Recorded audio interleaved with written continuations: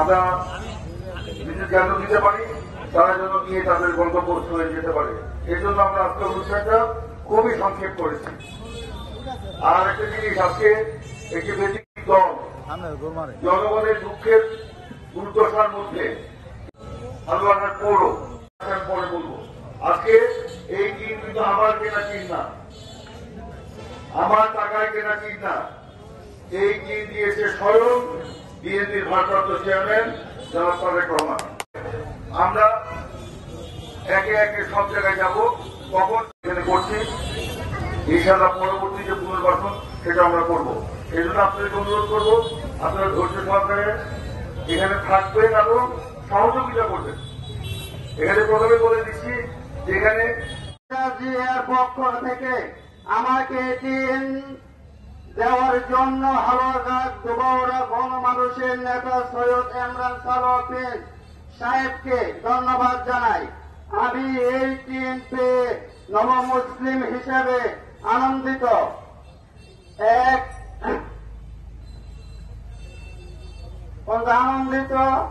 এবং খুশি, এই বলে শেষ করছি। আসসালামু আলাইকুম। বাংলাদেশ জিন্দাবাদ, খালেদা জিয়া জিন্দাবাদ।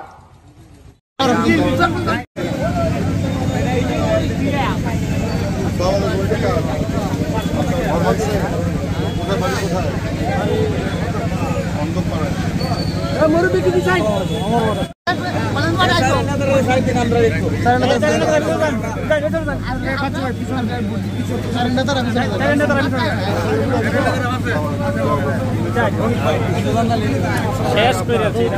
ভাই বুঝ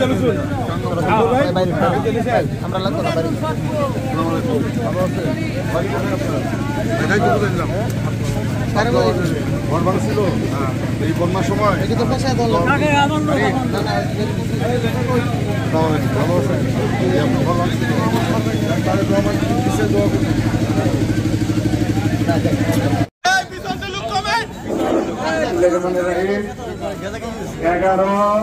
এবং 11 নং আন্তঃ ইউনিয়ন এবং 12 নং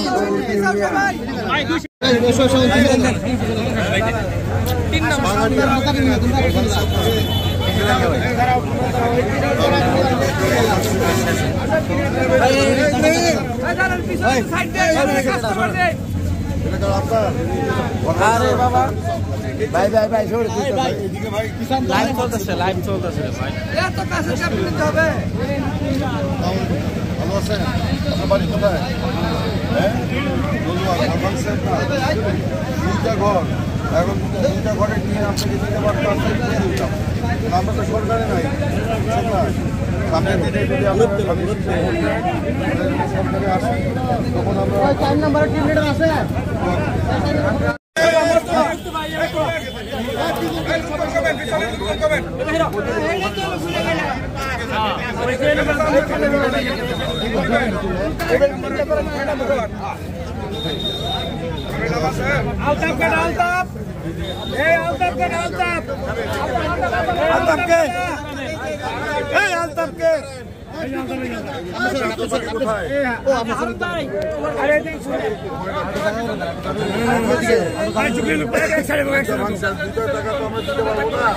আমরা সরকারে যদি থাকতাম তাহলে দিতাম।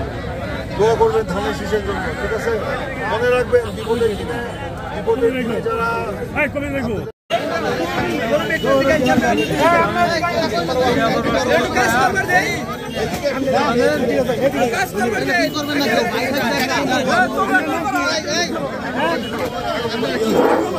অযথা কেউ ভিড় করবেন না, দায়িত্বপ্রাপ্ত ছাড়া কেউ অযথা ভিড় করবেন না।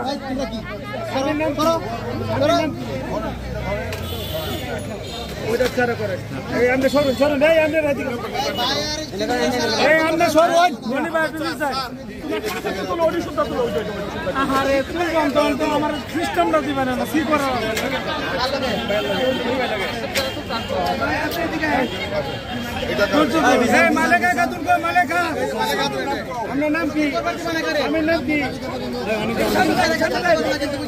আসিফ ভাই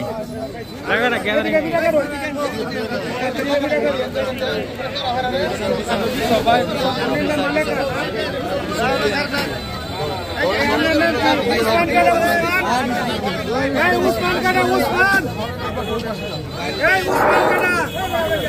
যেসব মহিলারা টিন পাবেন তারা সাথে পুরুষকে নিয়ে আসবেন, তারা যেন পুরুষ নিয়ে আসেন সাথে। টিন নেওয়ার সুবিধার্থে তাদের আপনাদের সাথে একজন করে পুরুষ নিয়ে আসেন, যাতে করে তাড়াতাড়ি টিনগুলি নিয়ে যাবেন।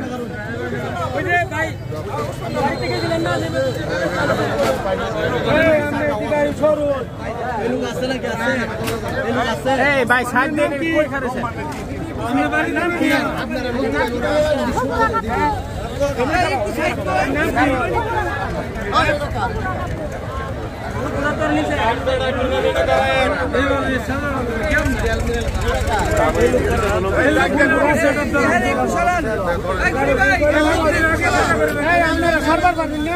এটা খারাপ হয়েছে গেলে গেলে গেলেন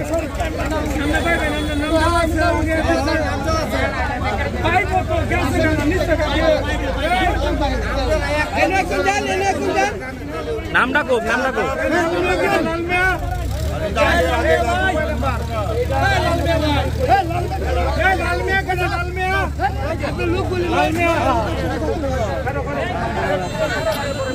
টিম লিডার টিম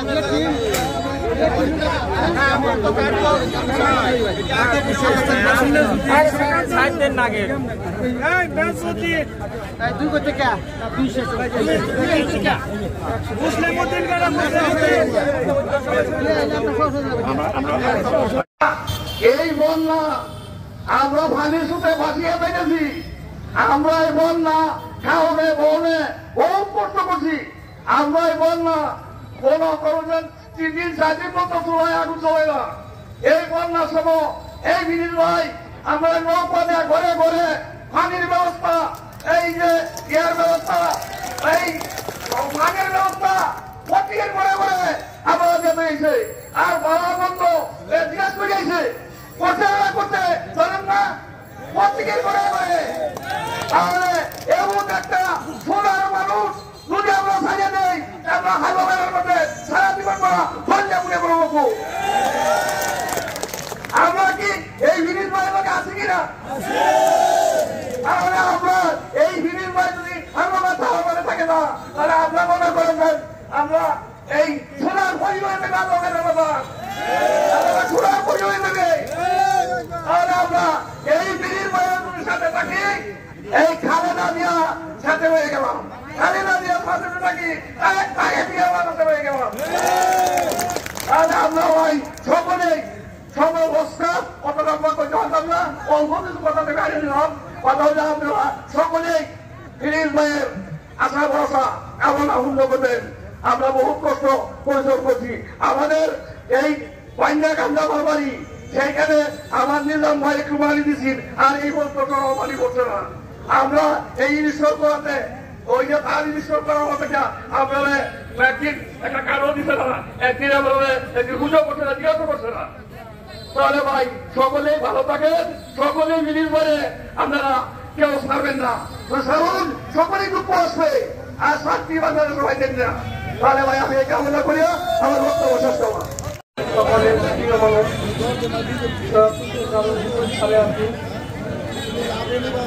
আমরা আমি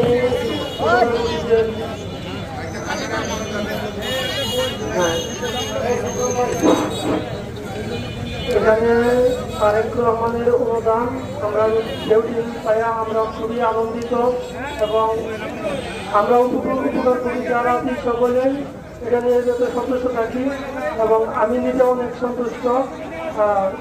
আমাদের প্রিয় মুখ সৈয়দ ইমরান সালাফি আমাদের এটার জন্য অত্যন্ত চেষ্টা করে কিন্তু আমাদের এখানে নিয়েছি, তার জন্য আমরা সবাই কৃতজ্ঞ। আমি বেশি কথা বলতে চাই না, এখানে বলে আমার সংক্ষিপ্ত বক্তব্য এখানে শেষ করলাম। বাংলাদেশ জিন্দাবাদ, বাংলাদেশ জাতীয়তাবাদী দল জিন্দাবাদ, তারেক রহমান জিন্দাবাদ, জিয়া রহমান অমর হোক, জয়। সবাইকে ধন্যবাদ। Thank you. প্রকৃতি অর্থে কয়েকটি রাস্তা বেছে নিন যেখানে নেতা কর্মীদেরকে নিয়ে স্বেচ্ছাশ্রমের ভিত্তিতে আপনারা সেই রাস্তার জনগণের জন্য নির্মাণ করেছেন। ওনার বাবা তো জিয়াউর রহমান স্বেচ্ছাশ্রমের ভিত্তিতে যেরকম খাল কেটেছিলেন কৃষির জমিতে সেচ দেওয়ার জন্য, এই খাল কেটে বর্ষা মৌসুমে বৃষ্টির পানি সেই খালে ধরে রেখে শুষ্ক মৌসুমে সেই খালের পানি দিয়ে পার্শ্ববর্তী জমিতে সেচের ব্যবস্থা করে খাদ্য উৎপাদন বৃদ্ধি করেছিলেন। সেই চিন্তা মাথায় রেখে তারেক রহমান বলেছেন যে রাস্তাঘাটের উন্নয়নের জন্য কাজ করে।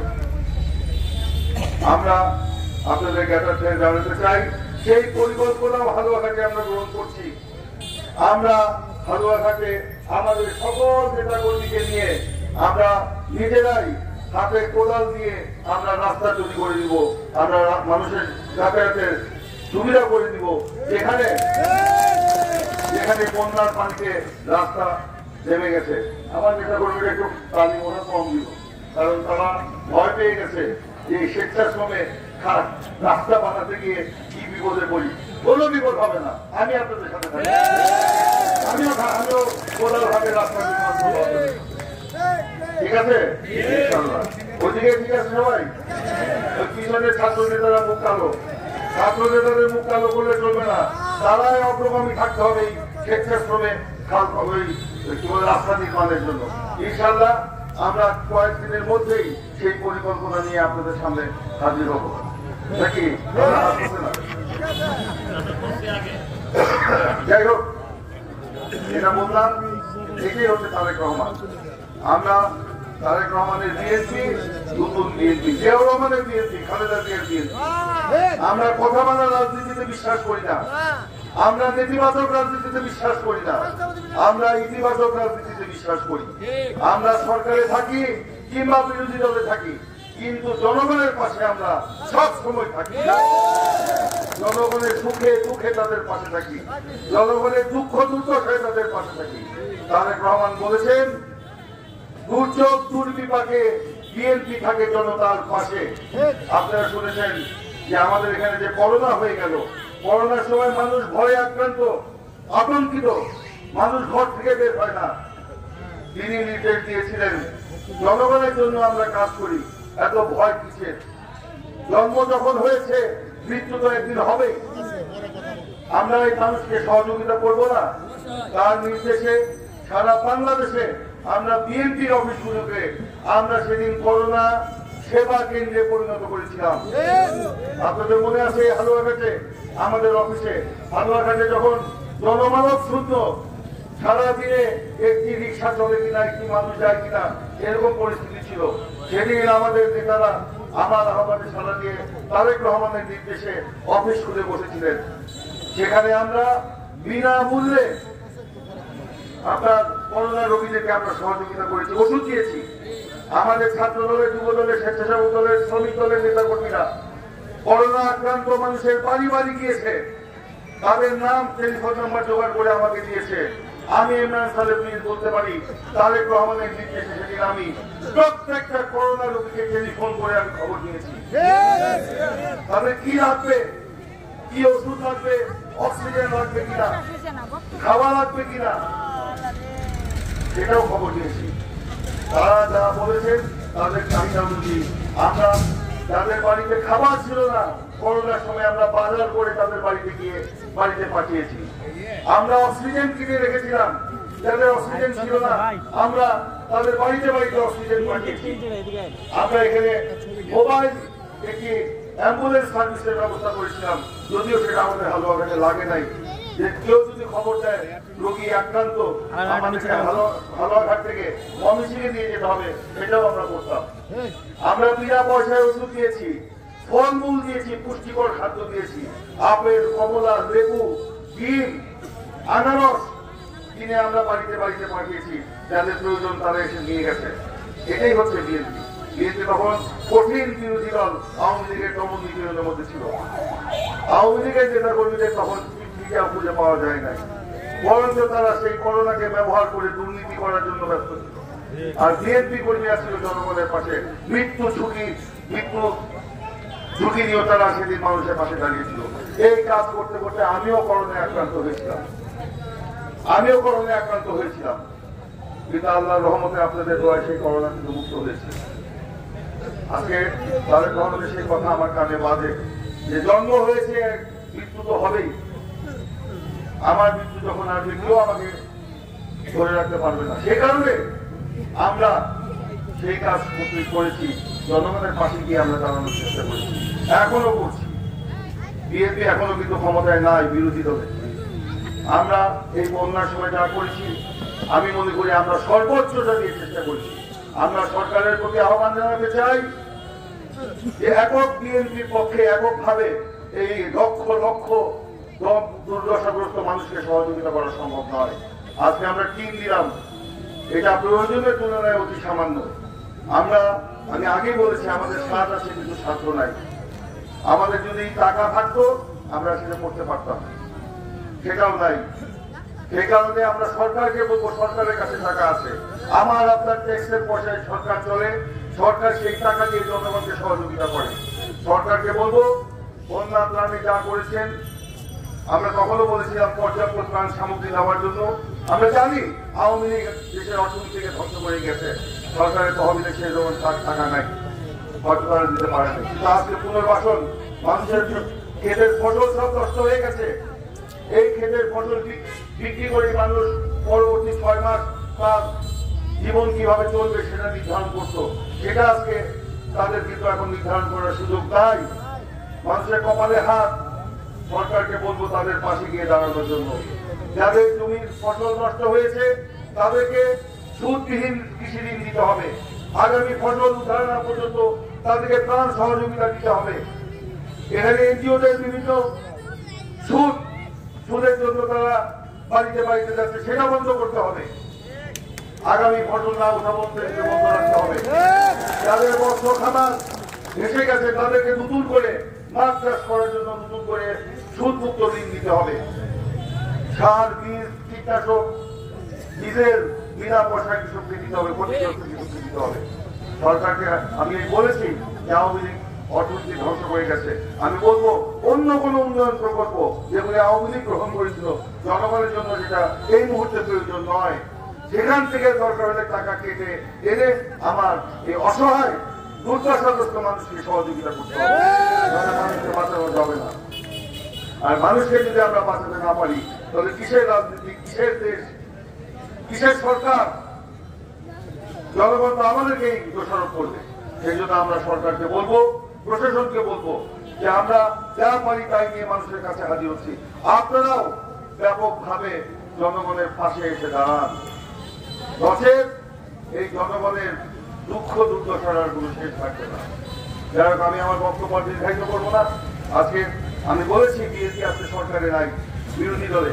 আগামীতে নির্বাচন হবে, সেই নির্বাচনে আপনারা যদি দয়া করে ধানের শীষে ভোট দেন, ইনশাল্লাহ বিএনপি ক্ষমতায় আসবে। আমরা বিরোধী দলে থাকতে জনগণের জন্য যা করছি, ইনশাল্লাহ সরকারে এসে তার বহুগুণ বেশি আমরা জনগণের জন্য। আমরা আওয়ামী লীগের মতো দুর্নীতি করবো না, আওয়ামী লীগের মতো লুটপাট করবো না। আমরা জনগণের ভাগ্য পরিবর্তনের জন্য কাজ করব, নিজেদের ভাগ্য পরিবর্তনের জন্য আমরা কাজ করব না। হ্যাঁ, আমাদেরও কর্ম লাগবে, সেটা আমরা সময় সুযোগ মতো বৈধ ব্যবসা করে, বৈধ কর্ম করে আমরা সেটা করব। আমাদের দুর্নীতি করার কোনো প্রয়োজন পড়বে না। আমরা সমাজ থেকে দুর্নীতি নির্মূল করব। আপনারা জানেন আওয়ামী লীগ গত 15 বছরে এই রাষ্ট্রকে ভেঙে চুরে নষ্ট করে দিয়ে গেছে। এই রাষ্ট্রকে মেরামত করতে হবে। তারেক রহমান 31 দফা দিয়েছেন রাষ্ট্র মেরামতের রূপরেখা। এই রাষ্ট্রকে মেরামত করতে হবে, তাহলে এই রাষ্ট্র টিকবে না। আজকে অনেক কথা হচ্ছে, আমরা শুধু বলতে দেখতে চাই আওয়ামী লীগ যেরকম দেশকে ফোকলা করে দিয়ে গেছে, আমরা সেই ফোকলা অর্থনীতি আর দেখতে চাই না। আমরা মানুষের মুখে হাসি ফোটাতে চাই। আপনারা আমাদেরকে সহযোগিতা করবেন, ইনশাল্লাহ আমরা আপনাদের প্রত্যাশা অনুযায়ী আমরা এই দেশকে গড়ে তুলব। এটাই হচ্ছে আমাদের অঙ্গীকার। আপনারা আমার জন্য দোয়া করবেন, বেগম খালেদা জিয়ার জন্য দোয়া করবেন, তারেক রহমানের জন্য দোয়া করবেন, বিএনপির জন্য দোয়া করবেন, ধানের শীষের জন্য দোয়া করবেন। আমরা যেন যখন যে অবস্থায় থাকি আপনাদের পাশে যেন থাকতে পারি। বন্ধুগণ, আমি আর বক্তব্য দীর্ঘায়িত করবো না। এখন আমরা চিন বিতরণ করবো, সেখানে بالصبر وتواصوا بالصبر صدق الله العلي العظيم السلام عليكم হালুয়াঘাট উপজেলা শাখার সাবেক যুগ্ম আহ্বায়ক সাতোয়া ইউনিয়নের সমন্বয়কারী জনাব আব্দুল আইয়াম সাহেবকে বিশেষ অতিথির আসন গ্রহণ করার জন্য ইল্লাল্লাযীনা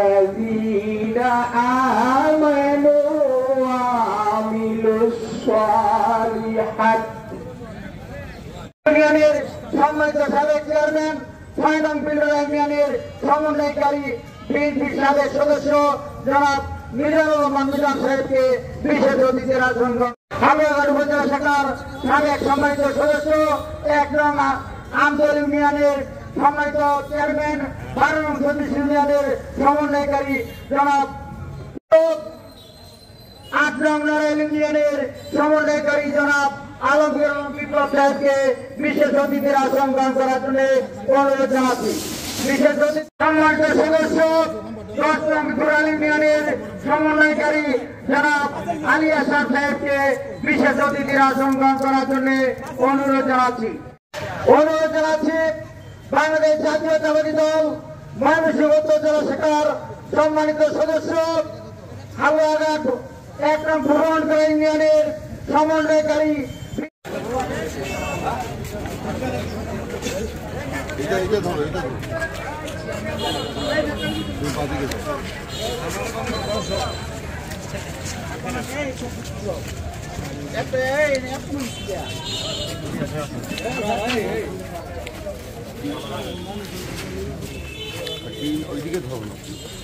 ওই দিক থেকে যাওয়ার সময় ধরে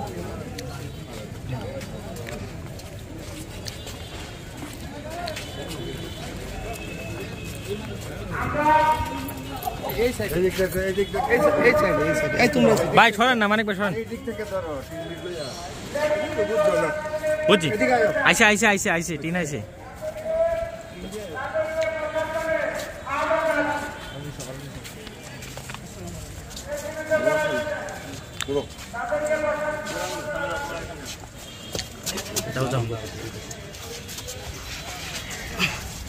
সরেন মানিক ভাই সরেন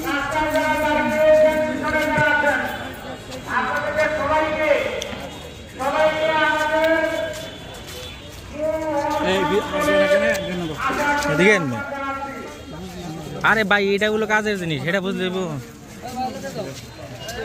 বুঝতো বলে